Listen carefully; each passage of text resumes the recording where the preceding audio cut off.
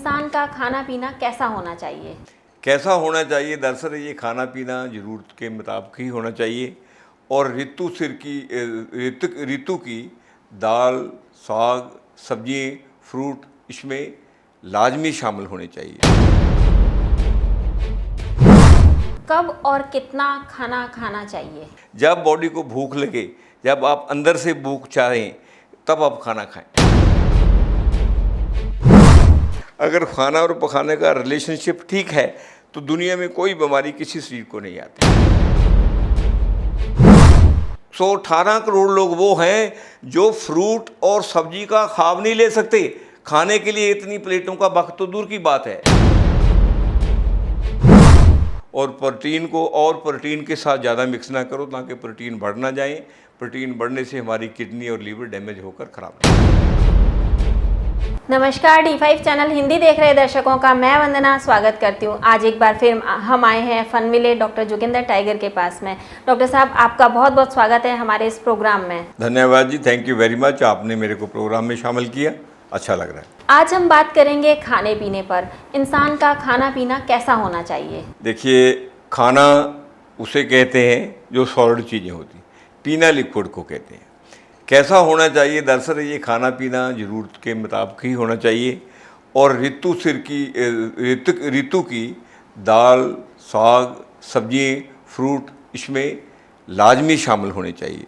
बिना ऋतु के जो भी हम चीज़ खाएंगे वो बीमारी का कारण बनेगी, क्योंकि बिना ऋतु के जितनी भी दाल, सब्जियाँ, फल फ्रूट उगाए जाते हैं उनको उगाने के लिए, क्योंकि उनका वो इम्यून सिस्टम उसके अनुकूल नहीं होता, ठीक है, उसको उगाने के लिए हमेशा इंसेक्टिसाइड, पेस्टिसाइड और फर्टिलाइजर यूज़ होते हैं जो मनुष्य सेहत के लिए, जीव की सेहत के लिए बहुत ही हानिकारक हैं।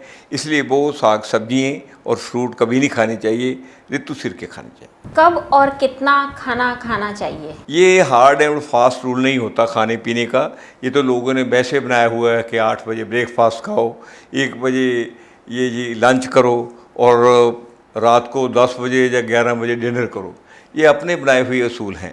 कुदरत ने कोई असूल नहीं बनाए, ना ही हमारी बॉडी लैंग्वेज के कोई असूल होते हैं। बॉडी को जब ज़रूरत होती है, भूख लगती है, बॉडी खाने के लिए मांगती है।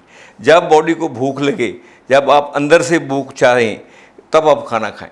ये नहीं है कि हमने 8 बजे ब्रेकफास्ट खाना, खाने की भूख नहीं, हम ब्रेकफास्ट खा रहे हैं, तो बीमारी का कारण बनेगा। अगर हमें 1 बजे लंच का टाइम रखा हुआ है किसी ने, अगर 1 बजे भूख नहीं, हम कहेंगे लंच खाना है, वो बीमारी का कारण बनेगा। ऐसे ही डिनर में है। खाने पीने के लिए हमेशा ख्याल रखें, हमेशा एक चीज़ का ध्यान रखें, जब तक बॉडी लैंग्वेज है, बॉडी लैंग्वेज का मतलब जो अपन के अंदर से, इनर से, जब कोई शरीर किसी चीज़ की डिमांड करता है उसकी वाकया ही हमें ज़रूरत होती है। जब शरीर अंदर से कोई चीज़ की डिमांड नहीं करता, हम देखो देखी डॉक्टरों के सुने हुए और संतों के सुने हुए और विद्वानों के सुने हुए कि हम कहते हैं 8 बजे ब्रेकफास्ट खाओ, 10 बजे ये खाओ, 1 बजे लंच करो और 10 बजे डिनर करो। ये सब एक बनाए हुए आदमी के मैन मेड असूल हैं।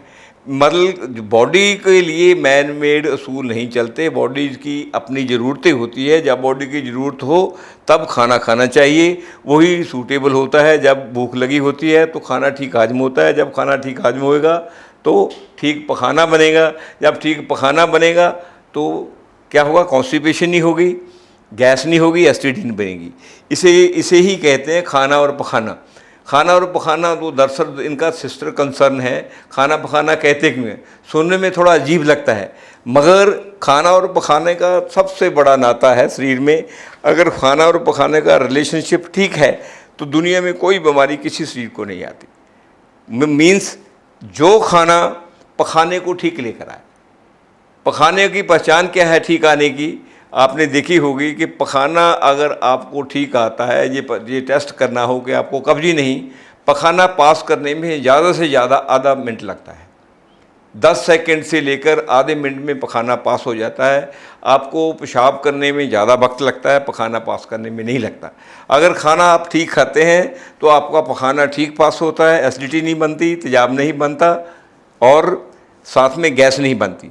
जब एसिडिटी और तेजाब और गैस नहीं बनेगी तो आपको ना तो जोड़ों का दर्द होगा, ना आपको आर्थराइटिस होगा, ना यूरिक एसिड बढ़ेगा, ना ही फैटी लीवर होगा, ना ही स्किन खराब होगी, ना ही स्किन सोसिस होगी, ना ही एक्जिमा होगा, ना ही दद्दर होगी, ना ही मोतियाबिंद होगा, ना ही बाल चढ़ेंगे, ना ही कुछ और होगा, ना ही मोटापा आएगा, ना ही जॉइंट प्रॉब्लम आएगी, ना ही आपकी नींद खराब होगी, ना ही एपिलेप्सी होगी, ना ही आपको कोई और दिमाग या सिर की बीमारी होगी, ना ही आपकी बोन्स खराब होगी, ना ही आपके टीथ टूटेंगे।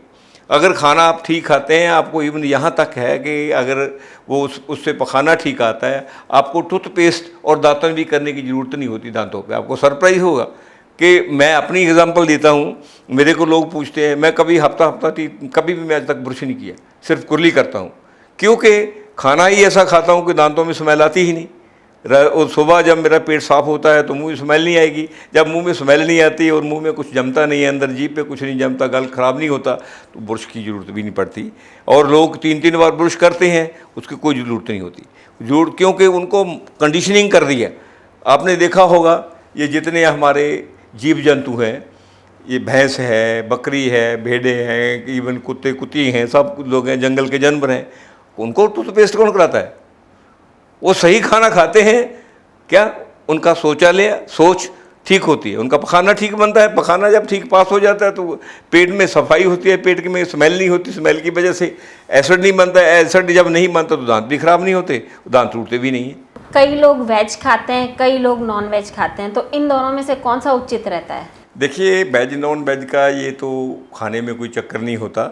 आजकल बहुत लोग लगे हुए हैं, क्योंकि अमेरिका जिधर को चलती है उधर को मीडिया चलता है, इंग्लैंड जिधर को चलता है उधर को मीडिया चलता है, और जिधर को WHO चलती है उधर को मीडिया चलता है।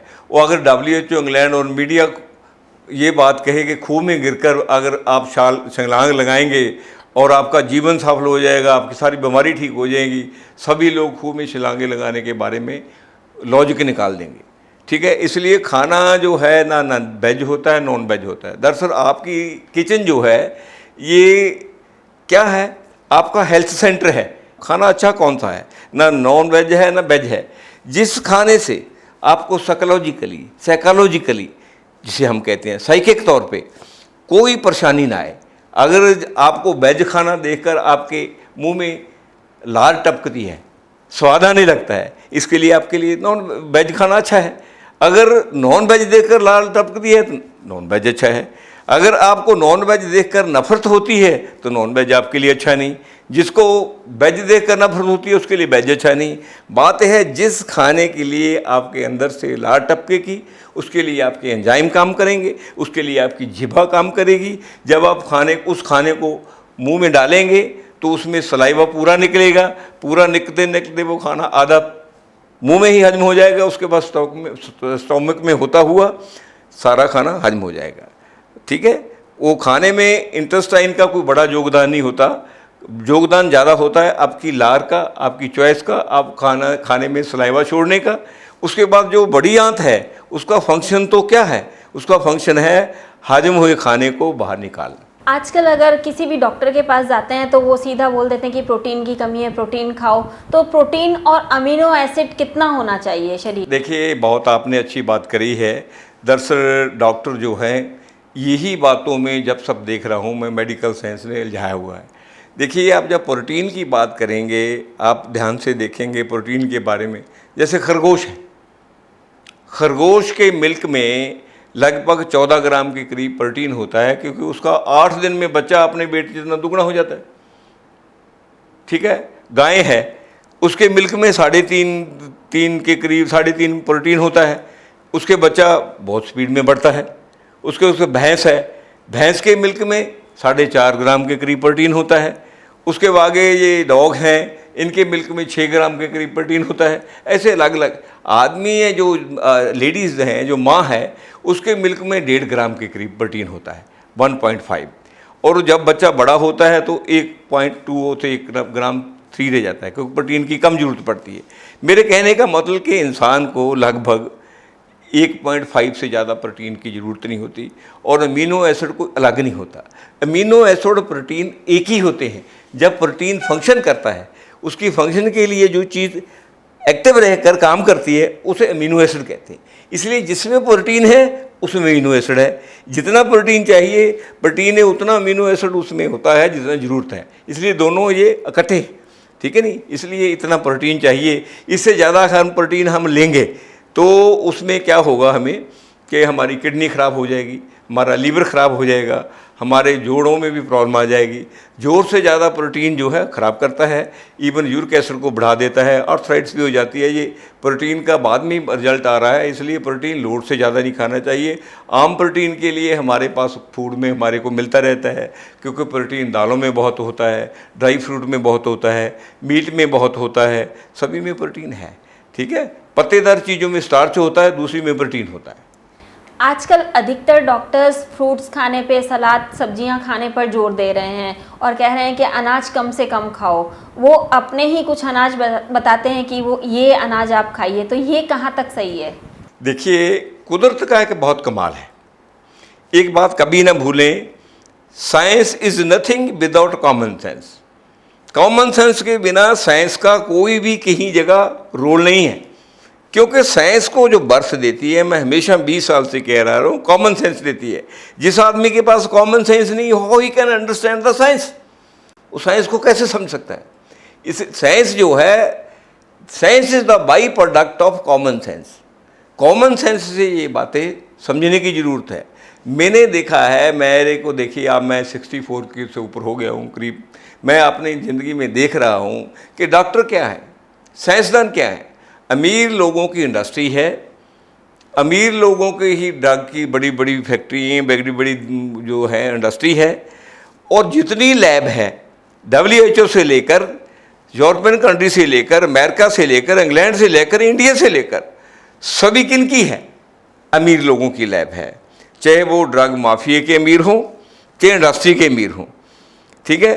उसमें साइंसदान किन के हैं? पेड साइंसदान उनके हैं।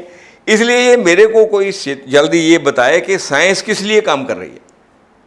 उस साइंस का क्या करेंगे जो आपकी कॉमन सेंस को इग्नोर कर रही है। हमने बात ये है कि अनाज की बात नहीं, ना सब्जियों की बात है, ना फ्रूट की बात है। जो बातें आजकल सभी लोग, लेडीज़ लगे हैं, जेंट्स लगे हैं, हमारे डॉक्टर लोग लगे हैं, कोई अपनी खाना रिकमेंड कर रहा है, कोई अपनी डाइटिशियन डाइट रिकमेंड कर रहा है। और एक बात का आप ध्यान कीजिए, आप मेरे पास कितने लोग बैठे हैं, मेरे पास कितने एम्प्लॉइज़ हैं, इनको सभी को बुला लो, मेरे को ये बता दें कि इतना हम सैलड खाते हैं, इतना हम फ्रूट खाते हैं। कोई नहीं खाता, मैं भी नहीं खाता। मैं क्या खाता हूँ, सीजन में कभी अमरूद खा लिया, कभी आम मिल गया, कभी आम खा लिया। हमारे केले के जितने फ्रूट हमारे लगते हैं, जब कोई 2-3 दिन में मिल गया तो खा लेते हैं। ऐसे चलते फिरते कहीं ककड़ी मिल गई, कहीं खरबूजा मिल गया, वो खा लिया। हमारा कोई उसूल नहीं खाने का। हमें भूख लगती है, भूख में हमें जो भी अनाज मिलता है, कनक की रोटी मिलती कनक की खा लेते हैं, मकई की मिलती मकई खा लेते हैं, अगर ज्वार की मिल गई ज्वार मिलते हैं, अगर 1 महीना कनक मिली कनक खा लेते हैं, 3 दिन चावल मिली चावल खा लेते हैं। वो कभी बीमार नहीं हुए। और हमारे जितने नौकर हैं, इनमें से एक भी 20-25 साल में मेरे पास है, इंटरव्यू लेकर पूछ ले, कोई डॉक्टर आकर पूछे, एक भी कोई बीमार नहीं हुआ कभी। किसी को जोड़ों को दर्द नहीं हुआ, किसी को स्किन की प्रॉब्लम नहीं हुई। ये मेरे को समझ नहीं आ रहा कि ये पढ़ कर लिटरेचर यूरोप का क्यों लगे हैं कि सुबह उठकर पहले फ्रूट खाएं, 3-4 प्लेट, जितना आपका वेट है, वेट का इतने % फ्रूट खाएं, उसके बाद इतने बाद सलाद खाएं। अरे बाबा, लोगों को, इन लोगों को, फनी लोगों को ये नहीं पता है कि ये 1% लोगों का खाना नहीं जो बता रहे हैं। ये जो लेबर वाले लोग हैं, जो इंडिया में 1 करोड़ 8 लाख हैं, जिनमें से किसान हैं और मजदूर हैं, और छोटे जो फुटपाथों इंडस्ट्री में काम करने वाले हैं, 10 करोड़ की आबादी उनकी है। 118 करोड़ लोग वो हैं जो फ्रूट और सब्जी का ख्वाब नहीं ले सकते। खाने के लिए इतनी प्लेटों का वक्त तो दूर की बात है। ये जो लोग बातें कर रहे हैं, जो उन लोगों की बातें करते हैं जो यूट्यूब देखने वाले बेले लोग हैं। इसलिए खाने के लिए कुछ नहीं है। खाने के लिए वो बात ठीक है जो आप हजम कर सकते हो। हजम करने के लिए एक बात को ध्यान रखो कि अपनी मशक्क़त जरूर करो। एक्सरसाइज की ज़रूरत नहीं, काम की ज़रूरत है। आप आधा घंटा जो एक्सरसाइज में वेस्ट करते हो, वो काम पे करो। देखिए, हम क्या करते हैं, हम जब बेले होते हैं, कसी भी चलाते हैं, खुरपा भी चलाते हैं, और काम भी कर लेते हैं, अपने बूट पॉलिश भी कर लेते हैं, अपना बाथरूम भी धो लेते हैं, घर भी साफ़ कर लेते हैं, सारा कुछ करते हैं। मगर मैं जो लोगों को ये कहता हूँ कि ये सैर पे जो डॉक्टर लोग कहते हैं कि सैर करो, यार डॉक्टर तो वेले लोग हैं, इनको क्या पता काम क्या होता है, इनको क्या पता, साइंसदानों को क्या पता काम होता है, वो लैब में बैठे हैं। इंडस्ट्री वाले को क्या पता है कि क्या काम होता है, वो जो मालिक हैं। और ड्रग माफी के जो बड़े बड़े लोग हैं उनको पता क्या काम होता है, उनको क्या पता क्या लीवर है। लेबर वालों के लिए ये डाइट रिकमेंडेबल नहीं है। लेबर वालों को तो आप मट्टी दे दो, मट्टी हजम करके वो जिएंगे, बीमार नहीं होंगे। हमें देखना है सबसे पहले कि ज़िंदगी में सबसे पहले फिटेस्ट ऑफ सर्वाइवल है। पहले तो हमने सर्वाइवल के लिए फूड की बात करनी है। और हमारे मुल्क में लगभग हाफ आबादी के करीब तो सर्वाइवल की बात में आती है। चॉइस की बातें हैं ये चॉइस कितने लोगों के पास है? चॉइस तो 1% लोगों के पास नहीं। इसलिए ये जो बातें करते हैं कि वहाँ का फूड लेकर यहाँ खा लो, वहाँ का वहाँ खा लो, कोई बात नहीं। बातें इनकी अच्छी है, सुनने में भी अच्छी है, इनका व्यापार भी ये अच्छा चलता है। मगर एक बात का ध्यान रखें कि कुदरत ने हर एक जगह का टोपोग्राफिकल एटमॉस्फेयर बनाया है। टोपोग्राफिकल क्या होता है? वो स्पेसिफिक क्षेत्र जहाँ एक किस्म के एक एटमॉस्फेयर में पलने वाले क्या हैं? फौना है, जिसको जीव जंतु कहते हैं। एक वहाँ की वेजिटेशन है जिसे फ्लोरा कहते हैं। वो वेजिटेशन, फौना और फ्लोरा एक दूसरे पे डिपेंड करते हैं। इसलिए जिस टोपोग्राफिकल में आप रहते हैं उसी टोपोग्राफी में आपके खाने के लिए सब फल सब्जियाँ, फल फ्रूट, जीव जंतु एक दूसरे के लिए कुदरत ने पैदा किए हैं, वही सूटेबल हैं। अगर जीव उसको अंडरस्टैंड कर ले कॉमन सेंस से, कभी बीमार ही नहीं होता। ये कहीं आपको आंध्र प्रदेश से, कहीं अमेरिका से ये ढोआ ढुआई का काम नहीं शुरू करना पड़ता। ना ही ये जो बीज बूज हम इधर उधर से उठाकर कहते हैं ये खा ले, वो खा ले, इतनी सब्जी कह लेना, फ्रूट, इसकी ज़रूरत नहीं पड़ती। आप दबाकर काम करें। टोपोग्राफी में जो हमारे पास वेजिटेशन है उसको खाएं पिएँ। अगर आप नॉन वेज खाते हैं, आपकी टोपोग्राफी में वो जीव जंतु हैं, आपके क्लाइमेट के अनुकूल हैं, आप उस क्लाइमेट के अनुकूल हैं, इसलिए वही सूटेबल है। डॉक्टर साहब, जाते जाते एक बात और बताइए कि किस खाने के साथ में किस चीज़ का कॉम्बिनेशन नहीं होना चाहिए? ये बात आपने बहुत अच्छी करी है। बात ऐसा होता है, कुछ खाने होते हैं जैसे फ्रूट है, हम फ्रूट खाते हैं। फ्रूट लगभग हमारे स्टोमक में एवरेज आधे घंटे से पौने घंटे में डाइजेस्ट हो जाता है। जैसे पानी को हजम होने के लिए स्टोमक में पानी 1 मिनट के लिए रहता है, फ्रूट इतनी देर रहते हैं। जो खाने हैं मोस्टली उनमें से जैसे नॉन वेज है वो 3.5 से 4 घंटे रहता है। और कुछ खाने जैसे सपोर्टिंग फूड्स हैं वो 1.5 घंटे 2 घंटे के करीब रहते हैं। जैसे दूसरी दाल सब्जियाँ वाले हैं वो 2.5 घंटे के करीब रहते हैं। जैसे दालें अकेली खाते हैं और साथ में रोटी खाते हैं वो 3 घंटे के करीब रहते हैं। इन चीज़ों का हमेशा ध्यान रखना चाहिए। एक तो कभी भी खाने के बाद कितना भी कोई सजेशन देता रहे फ्रूट नहीं खाना, उसका रीज़न क्या है? खाने ने 3 घंटे में हजम होना है, फ्रूट ने आधे घंटे में हजम होना है। ये this is common sense. Science को हम बीच में बेसिक फंसा लेते हैं कि साइंटिफिक है, नॉन साइंटिफिक है, ये तो मूर्खों की कहानी है। कॉमन सेंस से ऊपर तो साइंस होती नहीं है। इसलिए जिसके पास कॉमन सेंस नहीं वो साइंस की बातें करेगा, और जो साइंस की बातें करेगा जब कॉमन सेंस नहीं वो सबसे मूर्खों वाली बातें करेगा। 2 ही बातें ऐसे मिली हुई। अगर आप फ्रूट खाएंगे, पहले खाना खाएंगे बाद में फ्रूट खाएंगे, तो खाने ने ऐसा हजम होना है, तो उस फ्रूट ने साथ में जब हजम होना है तो स्मेल करने लगेगा, वो फूड में खुशबू आने लगेगी। बदबू जब आएगी तो खाना मुश्किल से हजम होगा साथ में, क्योंकि फ्रूट ने आधे घंटे में हजम होना था, उसमें मिक्स हो गया, इसलिए फ्रूट को हजम होने में प्रॉब्लम आ रही है, खाने को हजम होने में प्रॉब्लम आ रही है। उसकी वजह से क्या होगा कि फ्रूट ने आधे घंटे से स्टोमक में से निकल कर लार्ज इंटेस्टाइन में चले जाना था। अब क्या वो हजम होकर वहाँ फंसा हुआ है, इसलिए उसकी गंध दुर्गंध दोनों आ गई। वो जो आएगी तो लार्ज इंटेस्टाइन में जाएगी, जब लार्ज इंटेस्टाइन में जाएगी तो हमें गैस होगी, और उसके बाद वो क्या होगा, खाना जाकर स्टिकी बन जाएगा, और जब वो खाना भी स्टिकी बन जाएगा, जब स्टिकी बनेगा हमारे कमोड में जाएगा, स्मेल आएगी। दूसरा आपने देखा होगा, इसी वजह से लोगों के कमोड में कभी देखा होगा जब स्टूल पास करते हैं उसके बाद उनके नीचे जो पीले पीले रंग की स्तह जम जाती है, यही कारण होता है कि उनका खाने से कम्बिनेशन ठीक नहीं है। एक तो कभी भी खाने के बाद फ्रूट नहीं खाना। फ्रूट जब भी खाना है खाने से आधा घंटा पहले, सुबह भी अगर फ्रूट कभी खाना पड़ जाए आधा घंटा पहले। अगर आपको कब्जी है तो कोशिश करें सुबह सबसे पहले अमरूद खाने की कोशिश करें। अगर अंजीर मिल जाए तो रात को भेकर अंजीर खाने की, जिनमें सीड हो। सीड वाली जितनी भी चीज़ें हैं वो एंटासिड भी होती हैं और एंटी कब्जी भी होती है, कब्जी को तोड़ती है। ठीक है, एक तो वो नहीं खाना। एक दूसरा, कभी भी दालों के साथ मिल्क वाली चीज़ नहीं खाना, चाहे पनीर है चाहे वो दूध की चीज़ें हैं, क्योंकि जो दालें हैं, दालों का डाइजेस्ट होने का तरीका ही अलग है स्टोमक में, और मिल्क का अलग है। मिल्क अपनी फॉर्मेटेशन बनाता है, जब स्टोमक में जाता है तो उसका स्मेल बहुत होती है। तो जब दालों के साथ हम करते हैं तो हमारे पखाने में स्मेल बढ़ जाती है। उसमें भी फिर क्या होता है, जो हमारी स्टूल है वो स्टिकी हो जाती है, स्टिकी होकर इंटेस्टाइन में चिपकने लग जाती है, तो फिर कॉन्स्टिपेशन होती है। कॉन्स्टिपेशन से वही गैस, एसिडिटी, वो ट्रबल आ जाती है।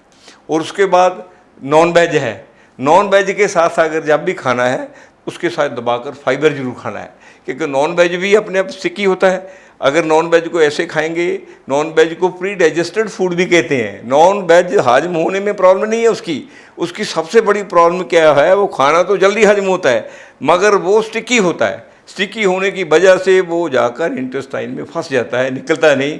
अगर निकलता है तो बहुत टाइम लगाता है, बहुत टाइम लगाने की वजह से 8-8, 10-10 घंटे लग जाते हैं उसको ऐसा जाने में।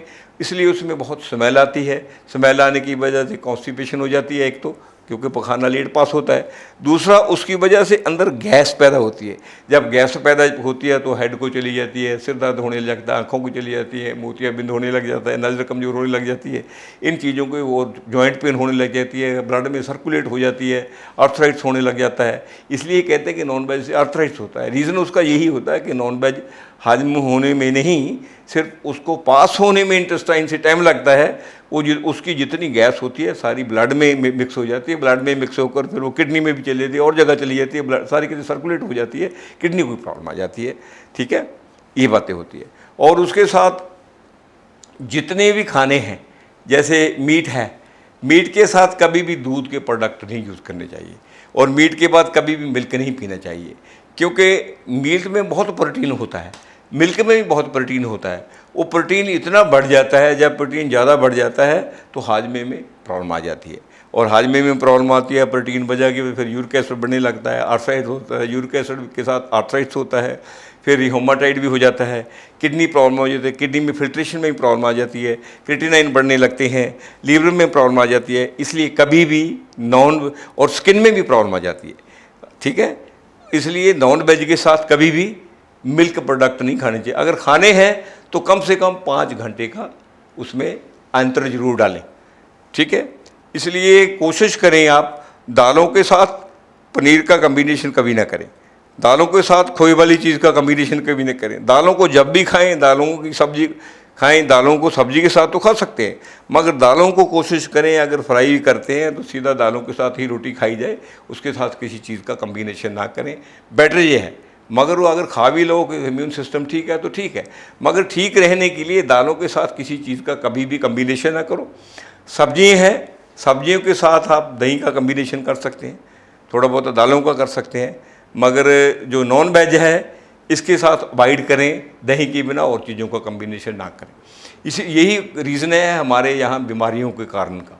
ठीक है नहीं, तो इसलिए अवॉइड करना चाहिए, कम्बिनेशन का हमेशा ध्यान रखना चाहिए। अगर हम एक खाने से दूसरा खाना बेवजह मिक्स करते हैं वो बीमारी का कारण बनता है। हमेशा ध्यान रखो कि बादी वाली चीज़ों को और बादी वाली चीज़ों के साथ मिक्स ना करो, और प्रोटीन को और प्रोटीन के साथ ज़्यादा मिक्स ना करो, ताकि प्रोटीन बढ़ ना जाए। प्रोटीन बढ़ने से हमारी किडनी और लीवर डैमेज होकर ख़राब ना हो। बादी वाली चीज़ें कौन कौन सी होती हैं? बादी वाली चीज़ें हैं जैसे हमारे पास जो गैस बनाती है, पेट में ज़्यादा गैस बनती है, जिनकी वजह से जिनकी तसीर थोड़ी ठंडी भी होती है, जैसे उड़द की दाल है, गोभी है, और गोभी के बाद थोड़े दिन के पुराना 1-2 दिन का आलू हो जाए वो है, और राजमा है, चावल हैं।